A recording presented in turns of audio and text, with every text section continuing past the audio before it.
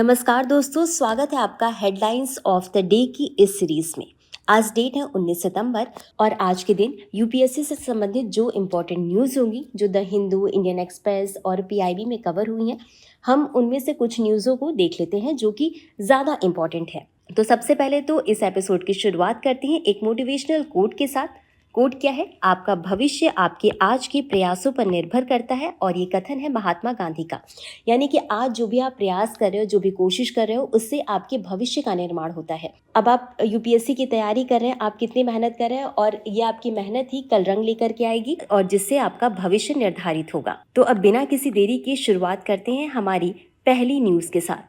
आज की जो हमारी पहली न्यूज़ है वो ये है कि Saudi Pak sign a defence pact that defines attack on one as attack on both.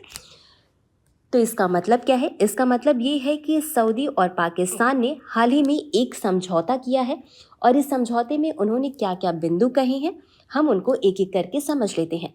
तो सबसे पहली बात तो यही कि पाकिस्तान और सऊदी अरब ने एक औपचारिक रक्षा समझौते पर हस्ताक्षर किया है। हालांकि इस समझौते की सारी बातें तो अभी तक नहीं आई हैं, लेकिन इसमें जो सबसे मेन बात कही गई वो ये है कि किसी एक देश पर आक्रमण को दोनों पर आक्रमण माना जाएगा। यानी दोनों देशों का कहना ये है कि पाकिस्तान और सऊदी अरब में से अगर किसी एक देश पर आक्रमण होता है तो वो दोनों देशों पर आक्रमण ही माना जाएगा। दोनों देश ही उसके लिए जो है वो क्रियाविधि करेंगे। लेकिन ये फैसला, ये समझौता दोनों सरकार ने लिया क्यों? तो कतर पर इजराइल हमला हुआ, जिससे कि क्षेत्रीय अस्थिरता देखने को मिली, और उसके बाद यह फैसला लिया गया। एक खास बात ये भी है कि ये जो है अब तक का सबसे पहला और सबसे बड़ा रक्षा समझौता है। इसकी वजह है कि पहली बार किसी अरब देश ने परमाणु सहस्त्र राष्ट्र यानी पाकिस्तान के साथ एक औपचारिक प्रतिबद्धता की है, एक जो है वो पैक्ट साइन किया है। अब आगे की बिंदुओं को समझ लेते हैं कि आखिर भारत ने अपनी क्या प्रतिक्रिया दी है।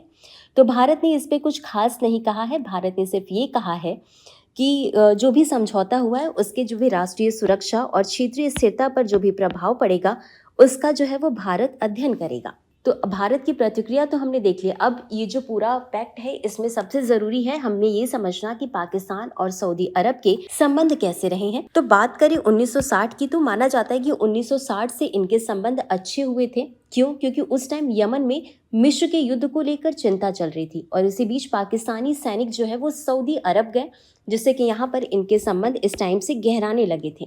वहीं 1979 की बात करें तो 1979 में मक्का की जो ग्रैंड मस्जिद है उस पर कब्जा करने के बाद पाकिस्तान के विशेष बल जो थे उन्होंने सऊदी सैनिकों की मदद की थी, और 1982 में इन्होंने सुरक्षा सहयोग समझौता किया, जो कि प्रशिक्षण, सलाह और हथियार खरीदने से संबंधित था।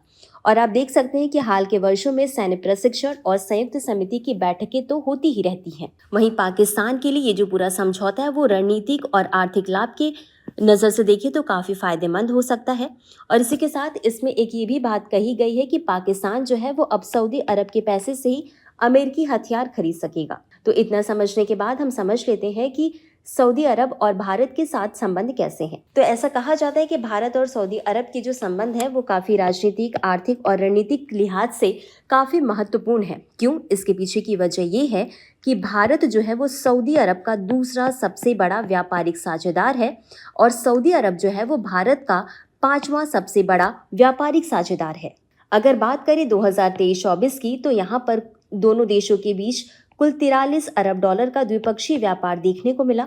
उसके बाद 2006 में इनके बीच दिल्ली घोषणा पत्र पर हस्ताक्षर किए गए।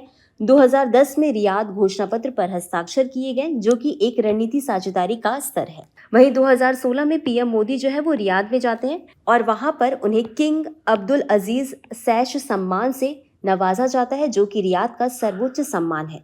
इसी के साथ ही आतंकवाद की घटना जो भी हुई है, पुलवामा और पहलगाम हमला, इस पर सऊदी अरब ने जो है वो भारत का समर्थन किया है। इस लिहाज से हम देखें तो भारत और सऊदी अरब के संबंध काफी अच्छे रहे हैं। अब हम बढ़ते हैं अगली न्यूज की तरफ। अगली न्यूज है why are Maharashtra's onion farmers protesting.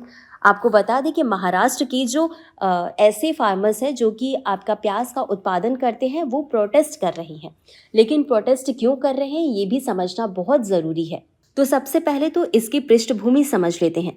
तो राज्य के जो कृषि मंत्री हैं उन्होंने विपणन विभाग के वरिष्ठ अधिकारियों के साथ एक उच्च स्तरीय बैठक की, और बैठक में जो किसान हैं उनको शामिल नहीं किया गया। ये जो पूरा मैटर है उसको हम विस्तार से समझ लेते हैं। तो सबसे पहले हम आर्थिक स्थिति की बात करें, यानी कि जो प्रोटेस्ट का मेन रीजन क्या है उसको समझ लेते हैं। तो किसानों का ये कहना है कि उनको प्याज के उत्पादन करने में, यानी उत्पादन लागत जो है उसमें लगभग उनको 2,000 रुपये प्रति क्विंटल लग जाते हैं। ठीक है, लेकिन जब वो थोक मंडियों में बिक्री करते हैं तो वहां पर जो प्याज का बिक्री मूल्य होता है वो लगभग 1200 से 1300 प्रति क्विंटल होता है। तो आप यहाँ पर डिफरेंस देख सकते हैं कि कितना ज्यादा है।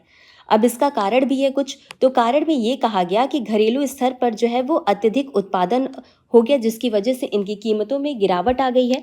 वहीं केंद्र सरकार ने ये भी कहा कि 3 लाख टन प्याज को बेचने का निर्णय लिया है, जिसके कारण भी प्याज की कीमतों में गिरावट देखने को मिली। अब व्यापारियों ने ये कहा कि अधिशेष उत्पादन से कीमतें गिरी हैं, यानी कि वही अत्यधिक उत्पादन हो गया, यानी जितनी जरूरत है उससे ज्यादा उत्पादन हो गया, जिसके कारण इसकी कीमतों में गिरावट देखने को मिली है। वहीं किसानों ने कुछ आरोप भी लगाए हैं। किसानों ने ये कहा है कि नीतिगत निर्णयों से किसानों को दूर रखा गया, यानी कि ये जो पूरा निर्णय हुआ, जो हाल ही में इन्होंने मंत्री ने जो बैठक करी उसमें किसानों को रखा ही नहीं गया, शामिल ही नहीं किया गया। इसी के साथ जब प्रधानमंत्री मोदी जो है वो नासिक दौरे पर थे तो वहां पर भी किसानों को इनसे नजरबंद रखा गया, किसानों को इनसे मिलने नहीं दिया गया। हालांकि इसके साथ साथ कुछ सरकारी पक्ष भी हैं, यानी कुछ रणनीतिक पक्ष भी हैं, उन पर भी एक बार नजर डाल लेते हैं। ये पूरे मैटर के बाद जो ये मंत्री हैं उन्होंने ये कहा कि प्याज की कीमतें जो है इससे रखने के लिए कई कदम उठाए जाएंगे।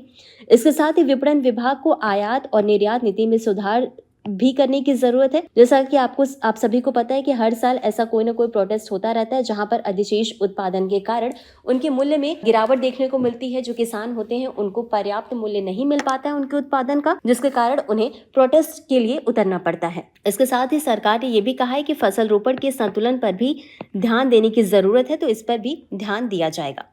तो ये थी हमारी सेकेंड न्यूज। अब हम देख लेते हैं अपनी थर्ड और अंतिम न्यूज को। तो न्यूज क्या है कि भारत के 7 प्राकृतिक विरासत स्थल यूनेस्को की विश्व विरासत स्थलों की संभावित सूची में शामिल, जो कि एक बहुत अच्छी खबर है।